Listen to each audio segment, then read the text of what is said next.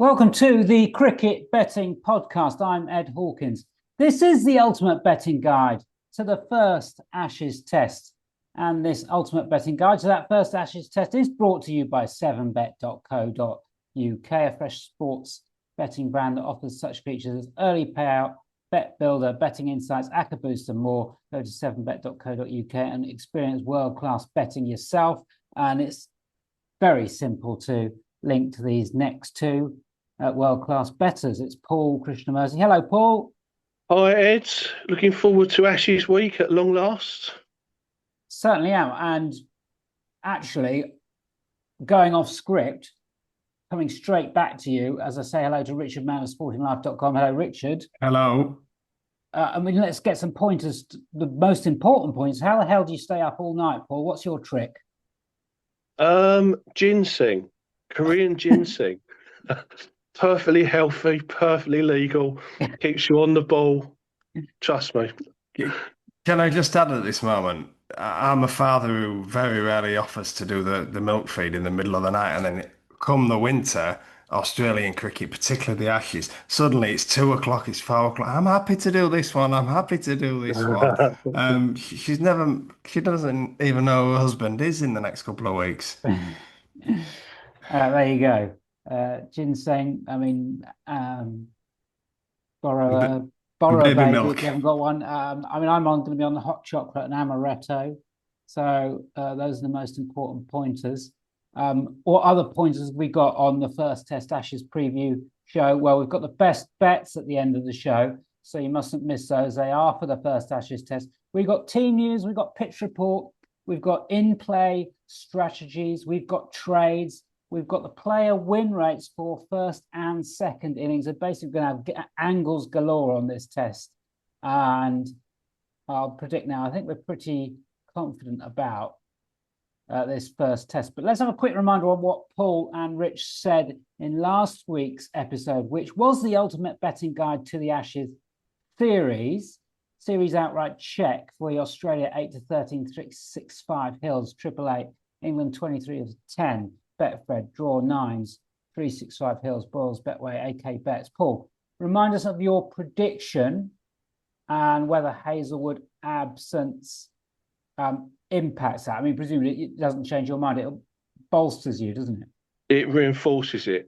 So it's worth saying here, this is the difficulty with only having 5 points to spend on the best bets. You don't get all your bets in. Right now, I have written a preview today for Sporting Life, which I will post in the free Telegram channel as soon as we've finished. So you'll see the full lot.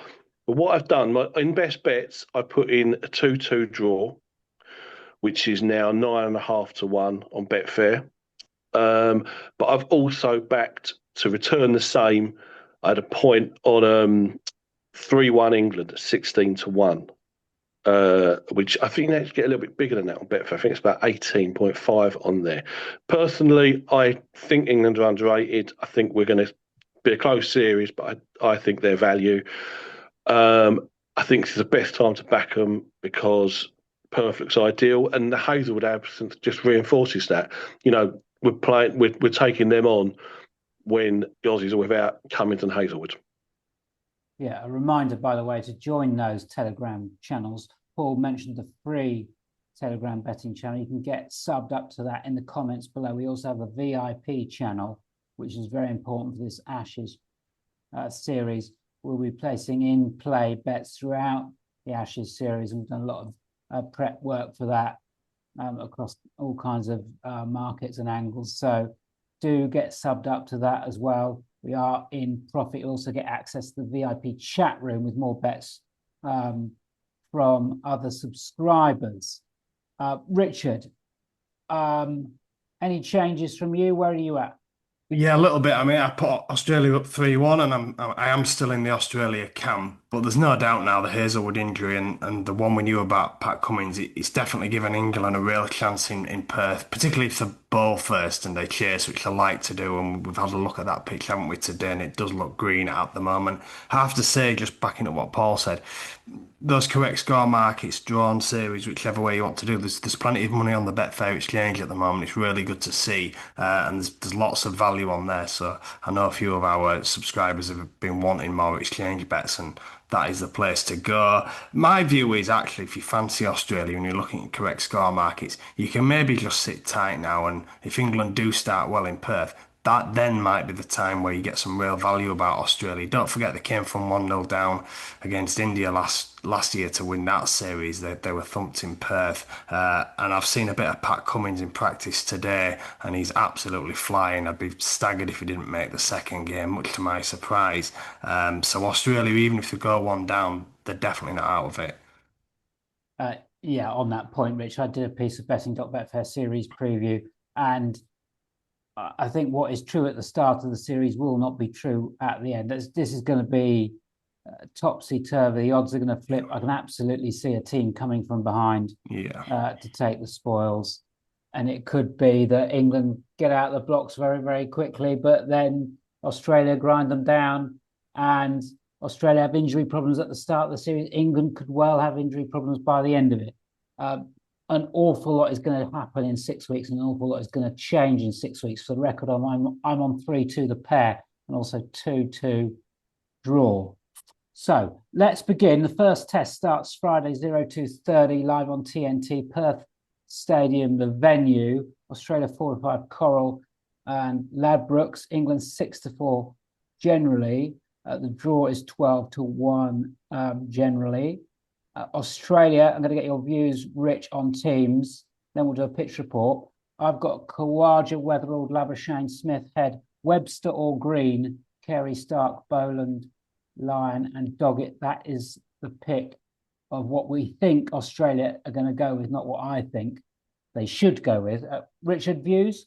Yeah, I think you're exactly right. I suspect Green will get the nod to bat at 6 because he bowled well in the recent Sheffield Shield game. He's been their man. I feel a bit for Bo Webster, actually. I thought he's done really well since he's come in, but Green clearly is their man. And like, I think they need a specialist opener, mainly because you want Labuschagne batting at 3. That's his position.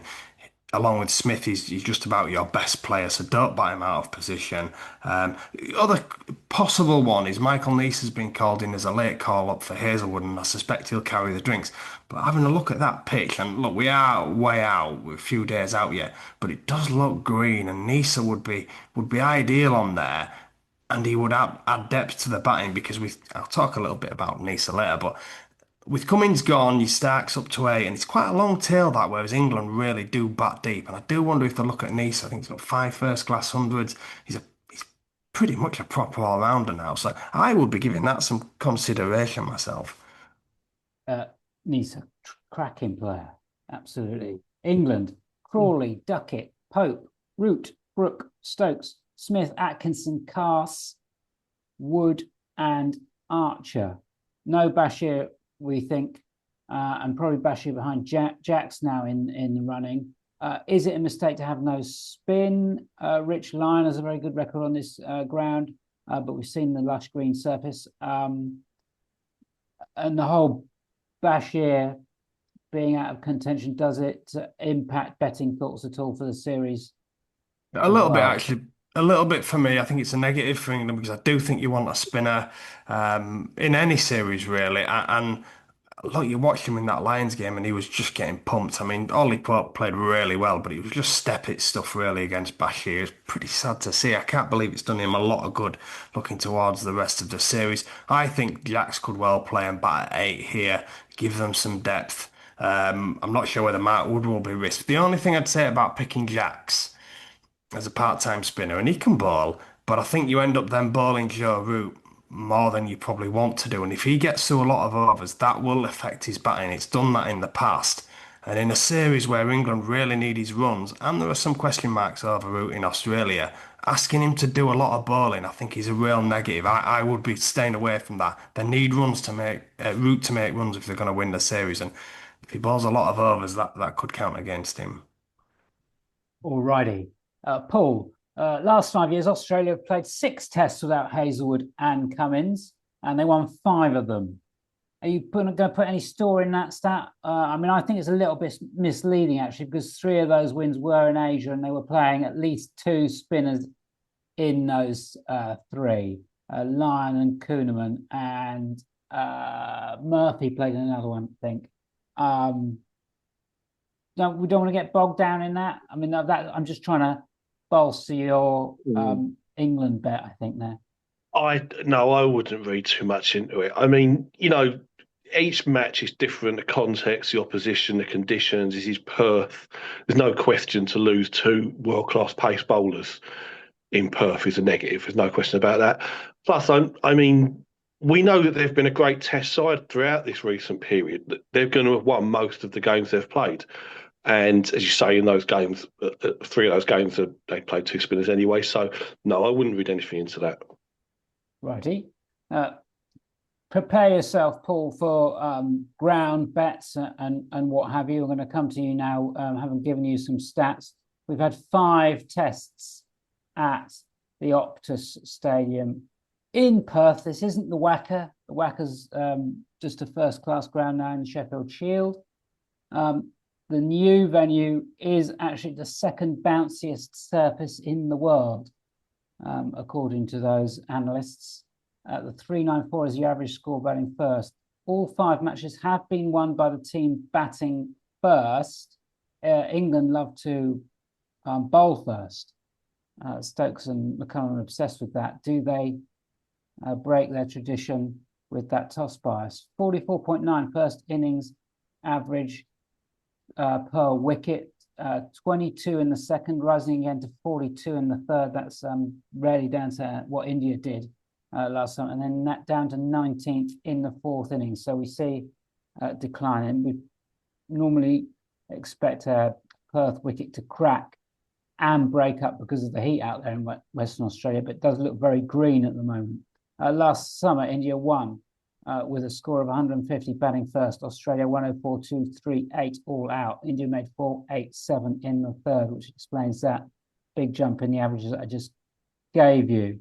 Paul, market spots on the pitch, on the stats, what you've seen on the socials, under total match runs. Just talk to me. Well, there's no lineup yet for under total match runs. 5 matches here, 60% of them were under 1,000 runs. So, and that's going to be the case throughout the series, I think. Although I would add that this isn't. I think this pitch holds up. I mean, you saw India get 487 in the third last time, and West Indies get 333 in the fourth one. So, wait and see with that. 30% of first innings were under 200. So if it is green, that's probably where the value is. I'm really confident that the par line will be too high in the first innings. The stats say it should be around 280. I expect it'll be 330, especially if Australia bat first. So definitely an under situation. Test match finish, ways to play, Paul. I mean, we are expecting ball to dominate, aren't we? And certainly, I know it's very far out, but that pitch does look a clear pointer as to how Australia are going to play this Test series. They're going to produce green tops and going to try to take out England's aggressive batting as a factor, and perhaps expose that they haven't picked seam and swing bowlers. Yeah, and again, going to see throughout, I think, that day 4's value for the finish. 3 out of 5 matches finished on day 4 evening. That's a 9 to 2 chance. I would rather back all of day 4 at 13 to 10 with 7bet and Betfred. Or if you bet the 3 different options per session with Bet365, it pays basically the same. I mean, in theory, if it's a green top, it could be even earlier, 14 to 1, day 3 evening. But I'd prefer to just go for all day 4.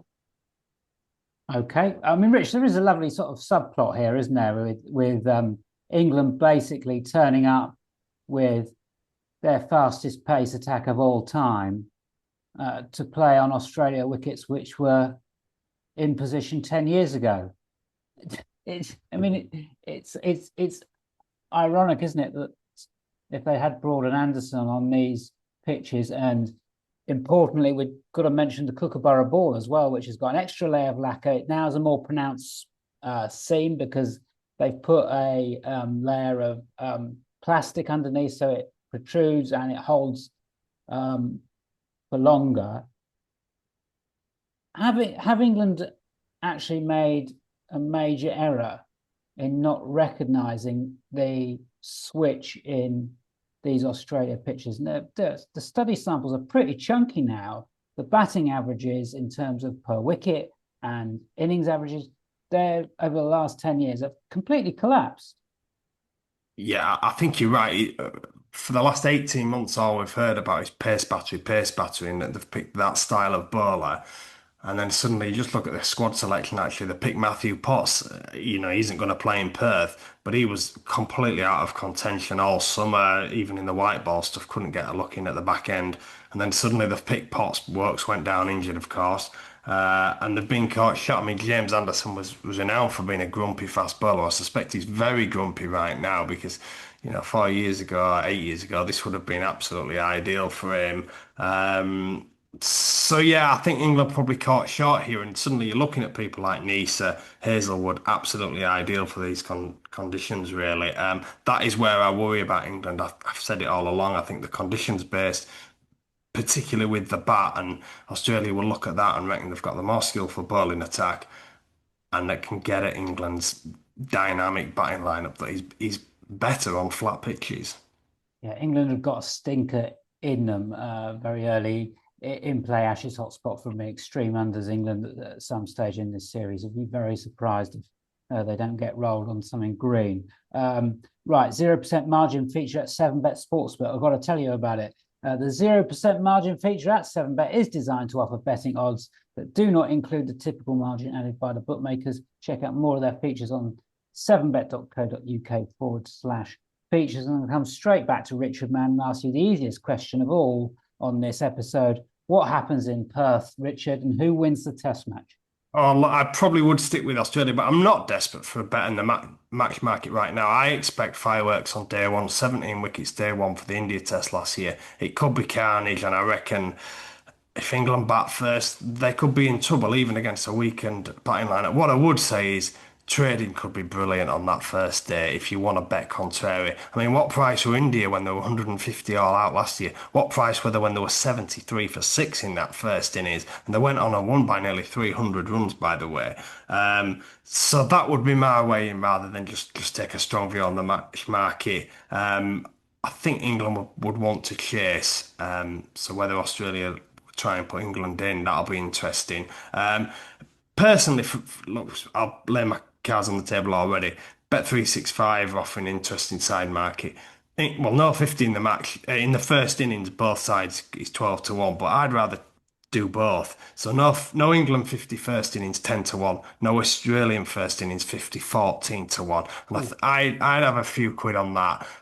Split stakes. England obviously more likely, but if Australia gets chucked in and the top order fails, you'd hope you'd get a good run for your money from at least one of them, wouldn't you? I mean, last year, both first innings for the India game, no 50s. I think Nitish Kumar already made 41 and Mitchell Starc made 26. So you'd have been quids in last year.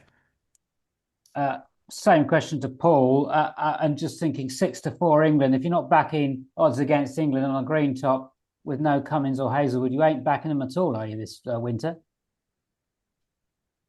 No, but I would prefer to take the longer term bets on the series. But absolutely, I couldn't bet Australia at those prices. Look, I mean, I agree that as the series goes on, this may well swing back to Australia, right? And they may well be better suited on the other grounds. But as you say, it's the second bounciest pitch in the world, Perth. It is still a pace bowler's paradise. And look at how this Australia lineup have struggled against good pace bowlers. Shamar Joseph, Ahmed Jamal, all three Indian pace bowlers in Perth last year. In the last Ashes, Mark Wood turned it around as much as anybody else in the last 3 tests. So really, this is a golden opportunity for England, and I think they'll take it.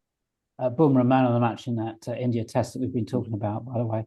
Let's remind you, we've got the best bets still to come. We've got player win rates. We've got trade strategies from Paul. But now time for our Ashes in play hot spots. What have you got for Perth, Richard? If anything, you can just tell me to move on. No, sorry to hold you up, but I've got a couple. Look, I'm quite keen on Bryden Cass having a good series on the whole with the ball. But 13 test innings, he's hit 12 sixes. He can definitely bat, and I will be talking about him later, but hits a long ball. If he comes in, he could be a decent price to just hit one. I'm thinking particularly when spins on with short boundaries at Perth. He's a big, strong boy, hits down the ground. So keep an eye on that, and there are other markets as well, but I think in running, that's one. The other thing about England's top order. The more extreme conditions, the harder they tend to go. Leeds last year, 53 for naught against India off 9.3 overs. Edgbaston, 33 for 3 off 10 overs. They still scored pretty quickly. Lords, 35 for naught off 10. Manchester, 51 for naught off 10.1. Oval, terrible conditions. You remember it did all sorts. But yet there were 50 off 6.6 overs. These are all first innings from that India series. They tend to go hard at the more extreme conditions. Looking at that pitch, looks quite extreme. I reckon England will come out flashy and all guns blazing. The line's currently around 38, 39, but I suspect in running, when it looks green, that line might come down thinking England are going to struggle and they may well lose wickets, but they'll go down swinging. I think they'll cover the line in the first 10 overs of their first innings. Paul, I will come back to you straight after this question for your trade strategy, just to remind people about that. But any other Ashes in play hotspots before we go to that? Well, actually, it's not entirely contradictory to what Rich is saying, but I think it could go wrong for them both early on. I think that certainly in this match, and I think throughout the series, I'm going to be inclined to go unders at the start of the innings before it even starts, because I think the lines are probably too high, and I think that the top orders are the vulnerable bit for both sides, especially against the new ball. But in both cases, I think they're more than capable of turning it around with the middle order. I think England in particular, their best batsmen are 4 onwards. And Australia as well. I quite like Green. I like Carey a lot. If Nisa plays, Nisa's very capable. Stark's not a mug with a bat.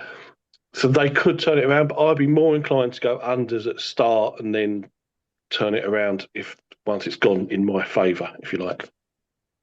Okay, Paul, and just remind folks of the Paul Krishnamurty trademarked test match trade strategy. I was going to call it the infamous ballast ball trade strategy, but it works for most test teams. Doesn't it? Just give us a reminder about how we do these. Yeah, so this is in every single test match where the favourite starts at 1.5 or bigger. So we didn't do it last week, unfortunately, in the India game. And what you do is you take after the toss, the price on the two results, double it. So, for example, if a team is 2.5, we take that as 1.5 to 1. We double the 1.5 to 3. So it becomes a 3 to 1 chance. And you back both teams to return both results to return the same amount. So if you imagine they were both 6 to 4 start with 2.5, you'd put an order in at 3 to 1 on both results to return the same. And what that means is if you get both matched, you're usually betting slightly odds on a result. If the outsider gets matched and the favourite wins easily, you've just had a fairly cheap loser. And the only real bad result is generally if the outsider wins very easily, but that's very rare. But anyway, it's paid dividends for several years now consistently. And I know that sounds quite complicated reading that out. I always will put the bets in the free Telegram channel after the toss, exactly where the orders are placed. There you go. And yeah, Paul will be, I'm not going to say it's going to be on hand for every single hour of every single session throughout the Ashes test, because I don't think there's enough ginseng in the world, Paul. But if Paul spots a trade, and it'll be going straight into the VIP channel, so you want to get subbed up for that. Let's look at player markets now. We will have a check on win rates for the second innings because we think we found some value there in play. We're going to start with Australia top bat in the first innings and a little bit of ground form for you. Labuschagne 3 tons and 150 in 8 innings. Smith has a double ton. The 2-year win rates for you Kawaja 17%. You're getting 5-1 generally. Labuschagne 20%, so 9-2 Spreadex, MGM Boyle, Sporting and Virgin Bet. Smith 11% is a very, very low number, particularly for a 3-1 chance. So we'll be swerving him. Head 22%, you're getting 9-2, 365. Webster 47%, but 7 games only, so it's not a fair study sample. Nines, Spreadex, Sporting Carey has just, well, 1 win in that 2-year study, so he's going off 11-1. I think, given the issues with Kawaja and Head in technique and form, the price on Smith, which is dreadful value, and Labuschagne's ground form and domestic form, that looks standout to me. Richard, who do you like? I mean, it doesn't have to be a tops market with a batter. It can be milestones. And no, I think Labuschagne's a man to beat. I'm on him anti-post for the series, but here I would prefer lower down. This India test last year that we keep referring back to, numbers 8 and number 9 won the 2 first innings top batsman markets. Stark was one of them. He's 50-1 top Australia first innings batsman. And he made 68 not out, I think it was, against South Africa at the Wacker way back in 2012. So he definitely has form with the bat in Western Australia. I'd have a doubt on him at 50s because he'll probably bat number 8, and look, stranger things have happened. And I mentioned him earlier, I would back Michael Neser. These 40s, we bet 365. If they decide to play him, he will bat 8. He's better than a 40-1 chance. Really good first class record with a bat. You only have to ask Glamorgan fans. He probably won't play, but it's stakes return. So those would be the 2 here. I would chance my arm at big prices. Stark 2 wins in the last 2 years on top bats. That's 1 in the first innings and 1 in the second. 18 tests. So certainly no mug. Paul, who do you like? Well, I agree that Labuschagne is the one to beat. I'm anti quite a lot of these Aussie top orders, but that strategy is kind of tied up in my unders runs betting on them. So I'm simply going to say Alex Carey all day long. Firstly, I want to back middle order. Secondly, he's been in great form consistently. So I like 11-1 for top bat in the first innings, but even better than that is top sixes to hit the most sixes for Australia. He's 11-1 to hit the most sixes in the first innings and 17-2 in the match. Look at his average over the past 30 games in long form cricket and Test cricket. He tops the list for both in this Australia side, and quite comfortably compared to most of them. Do we have a consensus that Travis Head is a short if this green top is zipping about? We do. I do. I do as well. Yeah, I don't want to say his looks run out, but even when he was making all those runs, you watched him bat and you thought, crikey, how's he doing it with that technique? And then suddenly the world's ended for him. It probably isn't the end, but I would definitely be against him. Righty, Australia bowlers to follow. I mentioned Nathan Lyon having a good record here. 29 wickets in 5. The pitch doesn't look like it's going to suit him this time, though. Stark 26 in 5.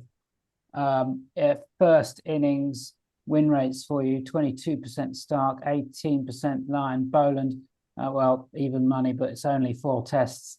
9-4 Stark, bet MGM Boyle, Virgin bet Bresbet. Boland is standout at 3s with Boyle Sports. Lyon 16-5 generally. I think Boland's an absolutely fantastic bowler. But what does Richard think? No, I've no real strong view. I mean, Doggett looks a good bowler to me. Looks really easy pace. I think he'll suit Perth. I think he'd do well on debut if he does get the nod. And he's 4-1 with Boyles. That's maybe a smidgen too big, but you could go anywhere here. I think with Doggett coming in and the fact I'm talking him up tells me I think Australia do have a couple of strong replacements in Boland and Doggett, and that's why I think they'll be more than competitive.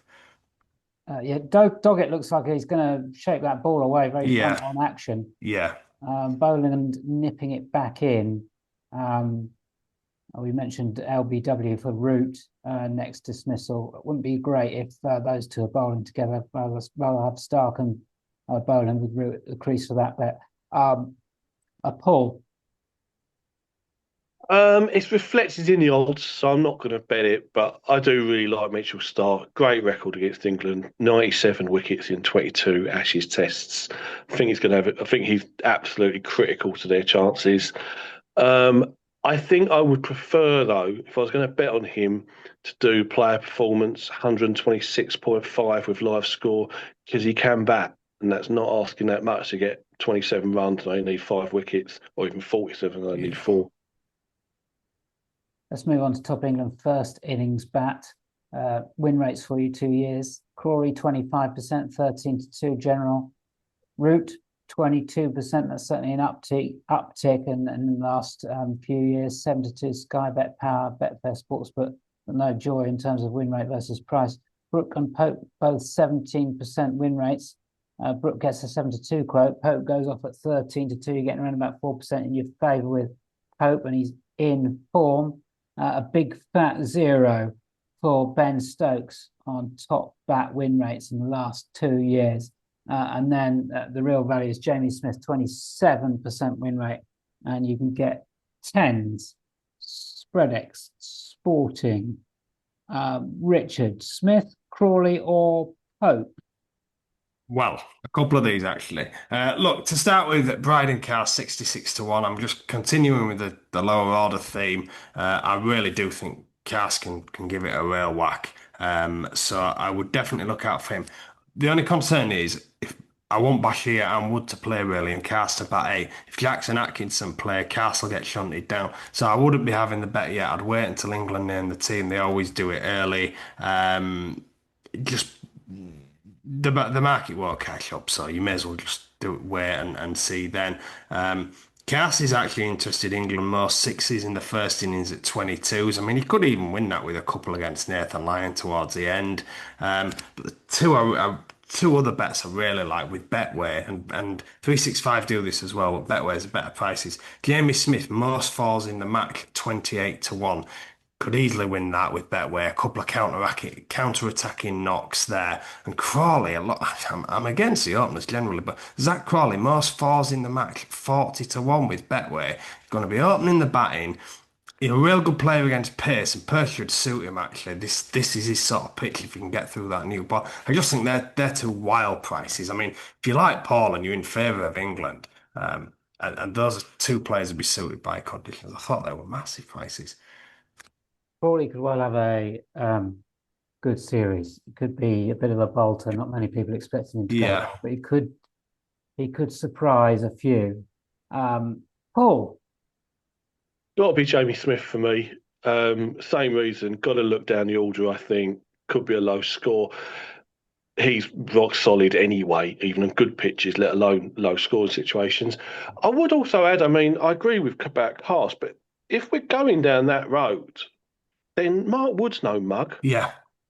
He's been won before in one of the internationals, hasn't he? Yeah, Headingley as well. You think back to Headingley 2 years ago, he came in and that's what they asked him. I'm trying to put myself in a match scenario and say, for instance, England were 120 for 7 or something after lunch and struggling. And then they brought Lyon on to give the seamers a breather. And it's a straight hit here at Perth. You don't really want to be hitting to the leg side. Sixes especially, someone like Wood or Cast could just get after him for a couple of overs before he gets them out. And that could win, particularly the sixes market. One win in his last 6. Wood, that was second innings. There you go. Yeah. There's a lot of darts here, isn't there? We've got a lot of nice big price darts here to throw. I think. Mine are, yes. Maybe it. Not Luke Littler darts, but we'll see. England's top first things bowler. I mean, I think this will be a short discussion. Atkinson, 31% win rate. And then a problem for England is basically just not being able to get these bowlers on the pitch. Of course, I've just mentioned Wood. Archer has played twice in 2 years, so we've got no win rates there at all. Archer's strike rate is 62. He's going off as short as 11-4. Wood is 3-1. You can get 3s on Atco Atkinson. Bresbet, AK bets. Rich and then Paul, please, on bowlers if you've got anything to add. No bet for me. They're too short for me. I'm only dealing in big prices this week. Paul? Yeah, I don't think there's any value in the market at all, really. Very difficult. Okay, let's continue with some big price darts, I think we can certainly consider big bets second innings, so third and fourth. Australia, Carey has an 11% win rate. So if we're getting anything up towards that 11-1 again, all is well. But no shorter than 15-2. We've mentioned this before on the podcast that Root is Mr. Reliable in the second innings, winning 30% of the time. Players who will perhaps not do so well second time around, Pope and Smith. Real drop-offs in their averages, 46-19 for Pope, and Smith has an 18-run gap. Rich, final thoughts on player markets and potentially bets third and fourth innings? Yeah, I just mentioned the in-play one last week with the Nathan Lyon bowling and a couple of England batsmen, namely Crawley, Brook, potentially Smith getting stumped. I don't think it'll be applicable in the first innings really because it'll be seam. But second innings, if they're batting days 3 and 4, Lyon will have to do a lot of bowling. Keep in mind that next method of dismissal, individual players stumped. Crawley, Brook, Smith have probably been my three. Paul? Well, the one other bet on the player market side, I think solid is going unders on Ben Duckett under 28.5. You guys have already said that you don't think his batting style is particularly well suited to Australia, and he's been in bad form for months.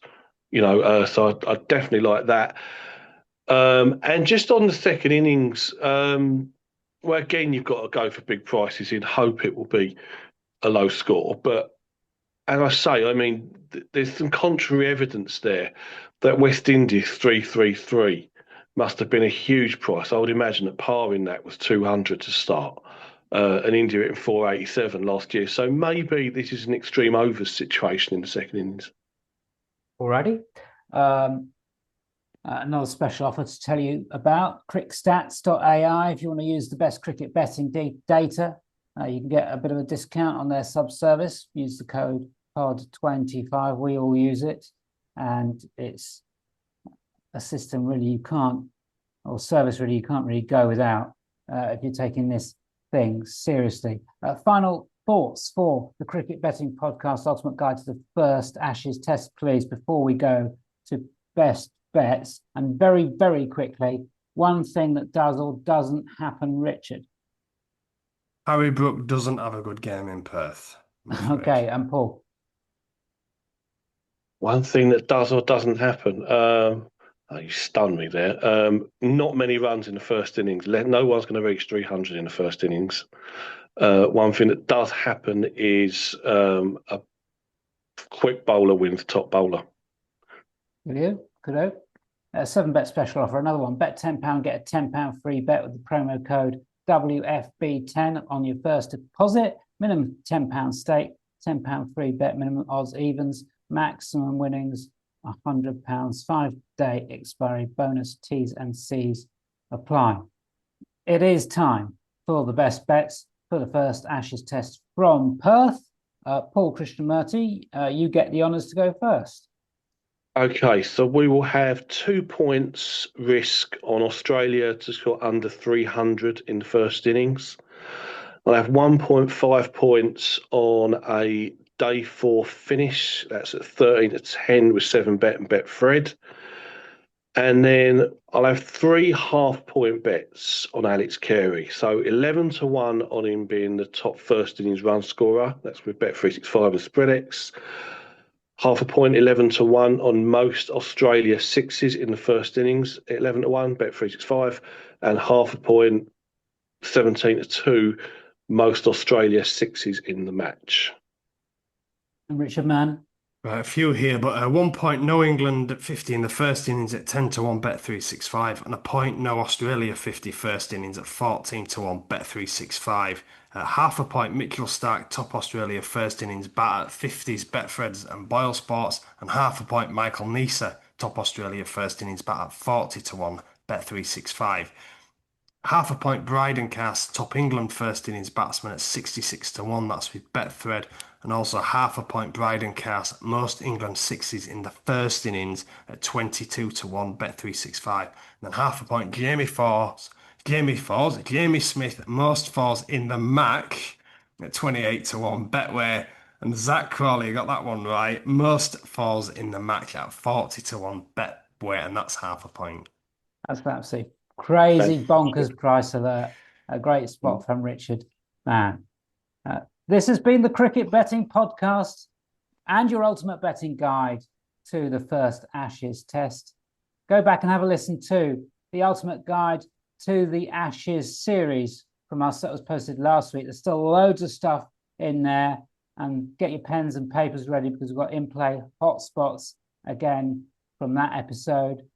Loads of content, loads of stats, loads of good advice for the biggest series of them all. We're going to be here throughout the series. Don't forget to sub up to that VIP channel to get the best in-play bets straight into your phone or inbox as these games get underway. We will be back at some stage next week, depending on when this first Ashes Test finishes, hopefully inside 4 days, as Paul has alluded to. We'll see you next time on the Cricket Betting Podcast.